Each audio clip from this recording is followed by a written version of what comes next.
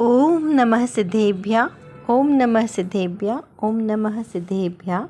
नमो जनाणम। सभी को सादर श्रद्धात्मक वंदन। आज वैशाख कृष्ण अमावस का यह शुभ मंगल पावन दिवस है और प्रतिदिन प्रसारित होने वाले संदेश में से आज जो संदेश हमें प्राप्त हुआ है वह गुरु की संगति का महत्व बताते हुए है कि हमारे जीवन में एक सच्चे गुरु का होना कितना आवश्यक है। यदि गुरु ना हो जीवन में तो हमारा जीवन व्यर्थ है, एक पशु की तरह जीवन है। तो चलिए हम देखते हैं आज का संदेश। यहाँ पर लिखा है कि मार्ग में चलते हुए यदि कोई सज्जन साथी हो तो मार्ग सरलता से कटता है। पंच परमेष्ठी सर्वोत्कृष्ट साथी है। इस काल में हमें पूज्य गुरुदेव जी का उत्तम सुयोग मिला। साथी भले हो परंतु मार्ग पर चलकर ध्येय तक पहुँचना तो अपने को ही है। इस प्रकार से यहाँ पर हमें 3130 नंबर के बोल के आधार से यह हमें संदेश प्राप्त हुआ है। इसका क्या अर्थ है कि देखिए, जब अंतर में गुरु की महिमा जागृत होती है तब सहज ही बाहर में उद्गार निकलते हैं। और गुरु की महिमा कब आती है? जब हमें अपना आत्म तत्व समझ में आ जाता है, जब हमें किसी वस्तु की प्राप्ति होती है तभी जाकर हमें उस गुरु का उपकार समझ में आता है। और गुरु के बिना ज्ञान नहीं। कहते हैं ना, गुरु गोविंदो खड़े काके लागू पाएँ, बलिहारी गुरु आपकी गोविंदियो बताए। क्यों? क्योंकि हम तो अज्ञानी हैं, स्वयं से तो हमें ज्ञान होता नहीं। बहुत बिरले ऐसे उत्कृष्ट जीव होते हैं जिन्हें स्वयं से ही ज्ञान जागृत हो जाता है। तो हमें तो किसी न किसी का अवलंबन प्राप्त होता है, तब हमें ज्ञान की प्राप्ति होगी, ऐसा हमें लगता है। होता नहीं है, क्योंकि आत्मा तो स्वयं ही ज्ञानवान है। आत्मा स्वयं ज्ञान का घन पिंड है, लेकिन व्यवहार से निमित्तों पे आरोप आता है जब कार्य की पूर्णता होनी होती है। तो इस प्रकार सच्चे गुरु हमें सच्चा मार्गदर्शन देते हैं, इसीलिए उनकी हमें महिमा अत्यंत होती है और उनका उपकार जीवन में हमें आगे बढ़ने की प्रेरणा देता है।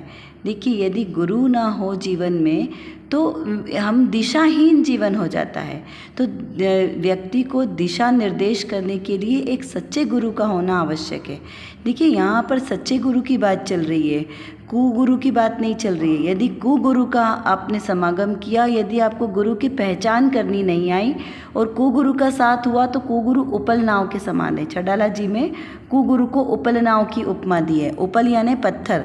तो जिस प्रकार पत्थर की नौका से आप समुद्र को या नदी को पार नहीं कर सकते, डूब जाएंगे, उसी तरह यदि कुगुरु का आपने समागम किया, सत्संगति की, तो निश्चित ही आप भव समुद्र में डूबने वाले हैं। लेकिन भव समुद्र से जिसे पार होना है उसे बुद्धिपूर्वक सच्चे गुरु का पहचान करना आवश्यक है।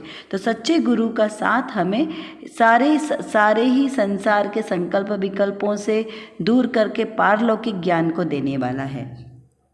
आगे कहा, पूज्य गुरुदेव श्री के श्री मुख से स्वयं जिस तत्व को ग्रहण किया हो उसका मंथन करना चाहिए।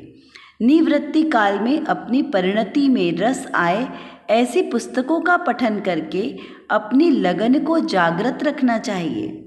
आत्मा के ध्येय पूर्वक अपनी परिणति में रस आए ऐसा विचार मंथन करने पर अंतर में अपना मार्ग मिल जाता है। क्या बताया यहाँ पर कि जो सुगुरु हैं उनके श्री मुख से निकले हुए प्रत्येक वचन हमारे लिए प्रेरणादायक होते हैं। जो तत्वों का स्वरूप उन्होंने अपने अनुभव से जाना, वही अपने आत्मानुभव की बात हमें बताने वाले हैं। और उस तत्व का श्रद्धान करके, उस रूप आचरण करके हम भी उस मार्ग पर चल सकते हैं। तो इस प्रकार जो श्री गुरु के मुख से जो तत्व ज्ञान हमें समझाया गया है उसको ग्रहण करना, उसका विचार मंथन करना। देखिए, कई बार ऐसा होता है कि गुरु तो हमें सच्चा उपदेश देते हैं लेकिन हमें वो चीज़ समझ में नहीं आती है, या कहें कि हमें कभी समझ में भी आ जाती है तो हम उसको आचरण में नहीं ला पाते। तो यहाँ पर हमें कभी भी छल ग्रहण नहीं करना है, क्योंकि जो गुरु ने उपदेश दिया है वही सत्यार्थ है, ऐसा पक्का निर्णय करना है, ऐसी श्रद्धान करना है। अपने अनुसार उसमें मिक्सिंग नहीं करना है, क्योंकि अगर मिक्सिंग करेंगे तो तत्व जो उसकी जो महत्व है ना वो कम हो जाएगा, क्योंकि हम अपने ज्ञान से सोचेंगे और जो श्री गुरुओं ने उपदेश दिया है वो केवल ज्ञानी की वाणी है। केवल ज्ञानी की वाणी को ज्ञानियों ने अपने ज्ञान से परिशुद्ध करके बताया है।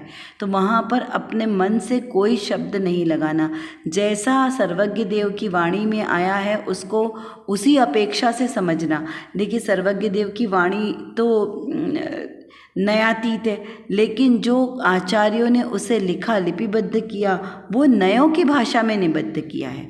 और नए कितने होते हैं? 2 प्रकार के भी होते हैं, 4 भी है, 7 भी है, 47 नए भी है और अनंत नए भी हैं, है ना। तो यहाँ पर नयों का ज्ञान होना बहुत आवश्यक है कि श्री गुरु ने हमें किस नए की अपेक्षा से कौन सी बात कही है तो उसको उसी अपेक्षा से ग्रहण करना है। यहाँ कहा निवृत्ति काल में अपनी परिणति में रस आए ऐसी पुस्तकों का पठन करना चाहिए।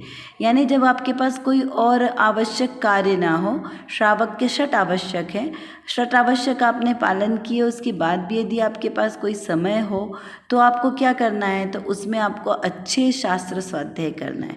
देखिए हमारे पास अथाह जिनवाणी है, द्वादशांग के 12 अंग हैं और सभी अंगों से जो जिनवाणी लिखी गई है वो हमारे पास बहुत है उपलब्ध। ऐसी हमारे पास कोई कमी नहीं है, सिर्फ समय की कमी है कि हम उन्हें पढ़ नहीं सकते। तो जैसा भी समय हो उससे हमें शास्त्र स्वाध्याय को पढ़ना चाहिए। कई बार ऐसा होता है, ऐसा लग सकता है कि अरे हमारे पास तो अल्प बुद्धि है, हम इतने शास्त्रों को कैसे पढ़ें। तो यदि आपको आसपास कोई भी आपके ऐसा मिलता है तत्वज्ञानी या कोई विद्वान बहनें भाई जो भी हो कि जो आप जिनके साथ आप बैठकर शास्त्र स्वाध्याय कर सकते हैं तो उनके समागम से आप जरूर करिए। देखिए बार बार सत्संगति के बाद इसलिए कहते हैं कि समागम से आपके जो विचार है वो आपकी धारा विपरीत में नहीं जाएगी, उसी रूप धारा चलेगी। यदि कहीं आप शिथिल भी हो गए तो वो आपको स्थिर कर देंगे, उनको देख कर आपको भी प्रेरणा मिलेगी और आप उस रूप आचरण करेंगे। इसलिए सत्समागम के साथ शास्त्र स्वाध्याय करना चाहिए। यदि आपको कोई समागम ना मिले तो आप एकांत में बैठ के भी पढ़ लीजिए, लेकिन साथ में एक कॉपी पेन जरूर रखें कि जो चीज़ समझ में ना आए उसे नोट करके आप ज़रूर पूछें। अभी तो गूगल के द्वारा आपको गूगल पे सब कुछ मिल जाएगा, बहुत सारे शास्त्र स्वाध्याय प्रवचन, तो आप वहाँ से भी समझ सकते हैं। यदि किसी चीज़ का अर्थ ना आए तो आप वहाँ से भी पढ़ सकते। जैन सिद्धांत ऑर्गेनाइजेशन, फिर जैन कोश, इसमें बहुत सारे आपको ग्रंथ मिलेंगे और बहुत ही परिशुद्ध तरीके से सरलता से करके मिले हैं। वहाँ पर आपको सरल करके लिटरेचर भी मिलेगा जहाँ से आप अच्छे से स्वाध्याय कर सकते हैं। क्यों? क्योंकि आपको सत्य तत्व का ज्ञान होना अति आवश्यक है। बस इतना ही ध्यान रखना है कि कभी भी प्रमाद में अतत्व श्रद्धा नहीं करना है। जितना पढ़ें उतना सही पढ़ें, अच्छा पढ़ें और उसका ही निर्णय करें तो भी होगा, आपका मोक्ष मार्ग कहीं नहीं जाएगा। सम्यक दर्शन हमारे हाथ में है, जैसे कहा ना हाथ में आंवले की तरह है, तो ऐसा हमारे पास है। क्योंकि हमें क्या करना है, देह जुदा जीव जुदा, बस आत्मा को इस शरीर से भिन्न जानना है, यही तो भेद ज्ञान है। शिवभूति मुनिराज ने इसी भेद ज्ञान के बल पर केवल ज्ञान प्राप्त किया, तो हम क्यों नहीं कर सकते? हम भी पुरुषार्थ करें तो हमें भी सम्यक दर्शन तो प्राप्त होगा ही, प्रकट रूप में भी, इस पर्याय में भी।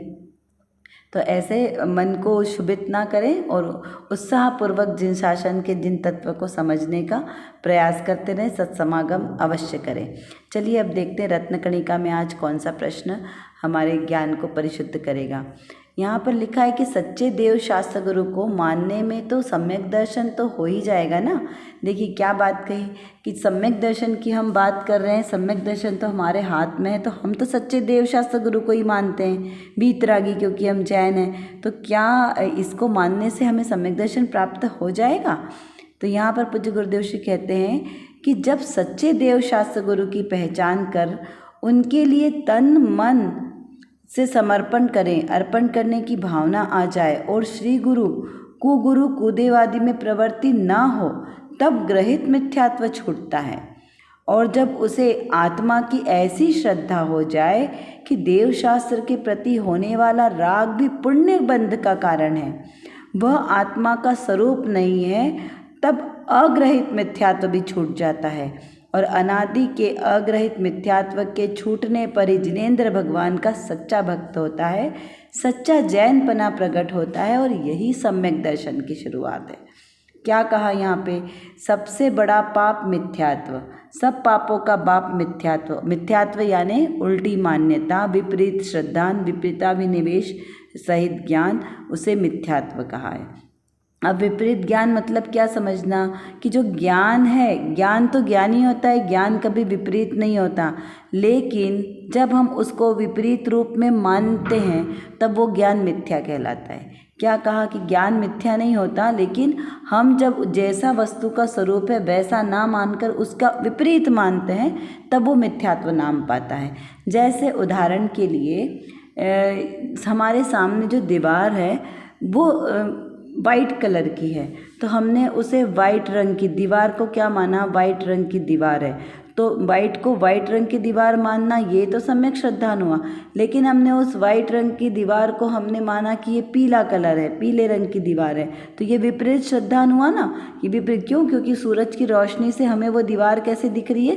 पीली पीली दिख रही है, तो हमने उसको पीली मान लिया कि ये पीली ही दीवार है। काहे से दीवार दिख रही है पीली? वो सूर्य की रोशनी के कारण हमें वो पीली दिखाई दे रही है उसकी परछाई से, तो हमने उसको विपरीत माना। तो ज्ञान ने हमारे विपरीत श्रद्धान किया ना, वो चीज़ वैसी नहीं है, लेकिन भ्रम के कारण हमें वो हमें वैसी दिखाई दे रही है। वैसे ही मेरा आत्मा का स्वरूप कैसा है? जानना, देखना, ज्ञाता, दृष्टा मेरे आत्मा का स्वरूप है, लेकिन भ्रम बुद्धि से, मोह के आवरण से हमने अपने आप को रागी, द्वेषी, मोही माना, पर का कर्ता माना, ये हमारा मिथ्या भाव है। तो इस प्रकार मिथ्यात्व श्रद्धान करने से मिथ्यात्व हो जाता है, और उसी चीज़ का जो वस्तु जैसी है उसका वैसा ही ज्ञान करना सम्यक श्रद्धान है, तो उससे सम्यक्त प्राप्त होगा। तो इस प्रकार यहाँ पर हमें समझना है कि जो वस्तु जैसी है उसका वैसा ही श्रद्धान करे तो वो सम्यक्त नाम पाएगा, और उसका वैसा ही श्रद्धान न करे तो वो मिथ्यात्व नाम पाता है। तो इस प्रकार यहाँ पर कहा कि तन मन धन से ऐसे वीतरागी देवशास्त्र गुरु पर समर्पित हो जाओ। देखिए, गुरु के ऊपर समर्पण होना बहुत आवश्यक है। पहले आप गुरु की पहचान कर लो कि ये सच्चे हैं, वीतरागी, सर्वज्ञ, हितोपदेशी हैं, हित का उपदेश देने वाले हैं, फिर उन पे सर्वस्व समर्पण कर दो। सर्वस्व समर्पण करने से मतलब कि जो उन्होंने वस्तु तत्व हमें समझाया है बस वैसा ही हमें श्रद्धान करना है, तो हमारा भाव सार्थक हो जाएगा। कुगुरु हमारे लिए कार्यकारी नहीं है, क्योंकि कुगुरु स्वयं तो भव अटवी में भटकेंगे ही, लेकिन साथ में उनको मानने वाले भी भव समुद्र में डूबने वाले हैं। इस प्रकार से यहाँ पर हमें निश्चय करना है। देखिए, कुगुरु का श्रद्धान करेंगे तो उससे ग्रहित तो मिथ्यात्व, अग्रहित तो चला ही आ रहा है, साथ में ग्रहित मिथ्यात्व भी होगा। मिथ्यात्व के दो भेद हैं, ग्रहित मिथ्यात्व और अग्रहित मिथ्यात्व। ग्रहित मिथ्यात्व मतलब जो हमने नया नया ग्रहण किया, कुगुरु कुदेव आदि के समागम से जो नया नया मिथ्यात्व का हमने पोषण किया वो हुआ ग्रहित मिथ्यात्व। जैसे हमने वीतरागी देवों को तो माना, लेकिन क्या बोला कि पार्श्वनाथ भगवान हमें पुत्रोत्पत्ति की प्राप्ति करेंगे, हम उनका मंत्र जाप करेंगे, पूजा पाठ करेंगे। मुनि सुव्रतनाथ भगवान शनि ग्रह का निवारण करेंगे। मतलब 24 तीर्थंकरों को हमने ग्रहों में डिवाइड कर दिया कि हम इस भगवान की आराधना करेंगे तो ये ग्रह दूर हो जाएगा, इस भगवान की आराधना करने से यह ग्रह दूर हो जाएगा। काल्प सर्पयोग, ये वो जो जमाने भर के ये सारे क्रियाक्रम, तो हमने जो वीतरागी देव हैं उनको भी सरागी मान लिया। क्यों? क्योंकि उसमें हमने अपने स्वार्थ की पूर्ति के लिए हमने उनको पूजा अर्चना की, तो वो क्या हुआ? वो ग्रहित मिथ्यात्व है। वो है तो वीतरागी भगवान, अकर्ता स्वभावी भगवान है, लेकिन उनको हमने कर्ता मान लिया, तो ये हमारा ग्रहित मिथ्यात्व पुष्ट होगा, और ये हमारे लिए सम्यक दर्शन में बहुत बड़ा घातक है। इस प्रकार अग्रहित मिथ्यात्व जो अनादिकाल से हमारा चला आ रहा है, अतत्व श्रद्धान के कारण पर द्रव्य को अपना मानना, शरीर को अपना मानना, शरीर कैसा है? पुद्गल द्रव्य है, अजीव है, और उसको अपना मानना, मैं मानना कि ये शरीर मेरा है, मैं बोलता हूँ, मैं खाता पीता हूँ, इस प्रकार ये अतत्व श्रद्धान हुआ। तो यहाँ पे कहा कि बुद्धिपूर्वक सच्चे देवशास्त्र गुरु का श्रद्धान करके, उनका सत्समागम करके सर्वप्रथम तो ग्रहित मिथ्यात्व को छोड़ना है, उसके बाद अग्रहित मिथ्या दर्शन। जब यह समझ में आ जाए कि मैं अकर्ता स्वभावी आत्मा हूँ और परद्रव्य मेरा कुछ भी करने वाला नहीं है। इस प्रकार का जब हमें दृढ़ श्रद्धान होता है कि शरीर अलग और मेरा आत्मा अलग है, ये शरीर मेरा कुछ भी उपकार करने वाला नहीं है, कोई भी मेरा कोई उपकार करने वाला नहीं होता, यह श्रद्धान यह अग्रहित मिथ्यात्व को दूर करने वाला है। और जब अग्रहित मिथ्या दर्शन छूटता है तो प्रकट क्या होता है? सम्यक दर्शन प्रकट होता है। तो प्रकट तो था ही वो, उसके ऊपर ये आवरण था, ये आवरण हटते ही मुझे मेरा ज्ञान स्वरूपी आत्मा स्पष्ट झलक ज्ञान में आता है। तो इस प्रकार जब हम अपनी आत्मा के स्वरूप को समझते हैं, शुद्धात्मा के स्वरूप को समझते हैं, तो ये हमारा सम्यक दर्शन है। तो इस प्रकार सम्यक दर्शन जीवन की शुरुआत है। सम्यक दर्शन के साथ ही आगे के सारी क्रियाएं सच्ची होगी और सम्यक दर्शन के साथ ही स्वरूपाचरण चारित्र भी प्रकट होता है आंशिक रूप में। और यहीं से व्रत समिति नियम धर्म जितने भी आपको आवश्यक कार्य है वो सबकी सिद्धि एकमात्र सम्यक दर्शन के साथ होती है। इसलिए सम्यक दर्शन इतना महत्वपूर्ण है। तो जब पहले सम्यक दर्शन हो जाए तो उसके बाद की सारी क्रियाएं कैसी हो जाएगी? सारी सत्य हो जाएगी। इस प्रकार हमको यहाँ पर इसका स्वरूप समझना है। तो विचार करें कि ऐसे ग्रहित मिथ्यात्व और अग्रहित मिथ्यात्व से छूटने का क्या उपाय है। तो अग्रहित मिथ्यात्व सच्चे देवशास्त्र गुरु का श्रद्धान करें और अग्रहित मिथ्यात्व के लिए अपने निज शुद्धात्मा का ध्यान करें। तो चिंतन क्या करना है? मैं शुद्धात्मा हूँ, मैं कैसा हूँ? ज्ञान और दर्शन से परिपूर्ण हूँ और मात्र ज्ञाता दृष्टा स्वभाव वाला हूँ। मात्र जानना और देखना मेरा कार्य है, पर पदार्थों में हस्तक्षेप करना मेरा कार्य नहीं है। तो मैं कैसा हूँ? मैं ज्ञानानंद स्वभावी हूँ, मैं ज्ञानानंद स्वभावी हूँ। मैं हूँ अपने में स्वयं पूर्ण, पर की मुझ में कुछ गंध नहीं। मैं अरस अरूपी अस्पर्शी, पर से कुछ भी संबंध नहीं। मैं रंग राग से भिन्न, भेद से भी मैं भिन्न निराला हूँ। मैं हूँ अखंड चैतन्य पिंड, निज रस में रमने वाला हूँ। मैं ही मेरा करता धरता, मुझ में पर का कुछ काम नहीं। मैं मुझ में रमने वाला हूँ, पर में मेरा विश्राम नहीं। कर विचार तो पाम, हम जितना विचार करेंगे उतना ही हमारा विषय क्लियर होगा, क्योंकि हमारे पास समय की कमी है और जानना बहुत ज़्यादा है। और किसको जानना है? अपने ही ज्ञायक स्वभाव को जानना है। तो जब तक हम अपने इस ज्ञायक स्वभाव को नहीं जानेंगे तब तक हमारा कोई भी कार्य सिद्ध नहीं हो सकता। तो एकमात्र जो मेरे अंदर मतलब मेरे आत्म स्वभाव में जो ज्ञान नाम का विशेष गुण है, इस गुण को एकमात्र अपने ज्ञायक स्वभाव को जानने में लगाएं तो निर्विकल्प दशा की प्राप्ति होगी। और इस निर्विकल्प दशा के ही आश्रय से हमें शाश्वत सुख की प्राप्ति होगी। तो वो शाश्वत सुख हमें प्राप्त हो, इसीलिए पुरुषार्थ करना आवश्यक है। उसके लिए व्यवहार से तो सच्चे वीतरागी देवशास्त्र गुरु का आश्रय लेना योग्य है, और निश्चय नय से मेरी निज शुद्धात्मा का आश्रय लेना ही सर्वश्रेष्ठ उपाय है। अभी के लिए बस इतना ही। विशेष चर्चा हम आगे की कक्षाओं में करेंगे। तब तक हम अपने आत्मस्वरूप को जानें, पहचानें और उसी में लीन रहें।